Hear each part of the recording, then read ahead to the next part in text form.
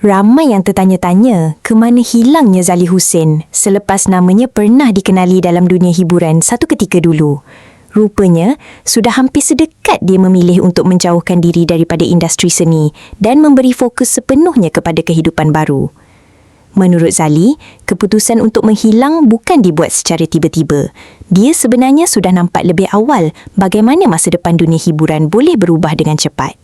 Katanya, ketika orang masih mengenali dan mahu ulimu dalam industri, dia sendiri memilih untuk berundur perlahan-lahan. Ramai mungkin ingat dia merajuk atau kecewa, tapi bagi Zali, dia cuma cuba selamatkan masa depan hidupnya sebelum terlambat. Dia mengaku dalam industri hiburan di Malaysia, seseorang artis boleh naik dengan sangat cepat, tapi boleh juga tenggelam dalam sekelip mata.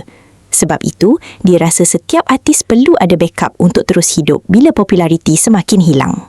Sekarang, Zali memilih untuk fokus pada perniagaan kecil-kecilan yang diusahakan sendiri. Selain mempunyai 2 syarikat, dia juga melakukan kerja belakang tabir, termasuk urusan kontrak dan perniagaan makanan.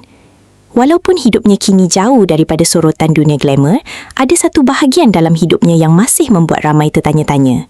Zali bagaimanapun enggan mengulas panjang tentang dakwaan dirinya terkena buatan orang sehingga menjauhkan diri daripada dunia seni. Namun, dia mengaku pernah melalui fasa yang sangat pelik apabila kesihatan dan emosinya tiba-tiba merosot tanpa sebab yang jelas. Katanya, ketika itu dia seperti hilang semangat untuk melakukan apa saja. Nak bekerja pun rasa tak ada mood, malah tubuh badannya juga semakin lemah secara mendadak. Keadaan itu membuatkan dia semakin menjauh daripada industri hiburan dan mengambil masa yang agak lama untuk kembali pulih. Menurut Zali, dia juga pernah mendapatkan rawatan untuk dirinya dan hanya selepas beberapa bulan barulah dia mula rasa kembali okey seperti biasa. Tentang dakwaan ada kaitan dengan unsur tertentu, Zali memilih untuk tidak bercakap lebih lanjut.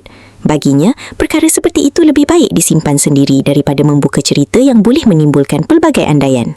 Kadang-kadang orang nampak seseorang hilang dari dunia glamour tanpa tahu sebenarnya mereka sedang berperang dengan sesuatu yang tak mampu dilihat oleh mata kasar.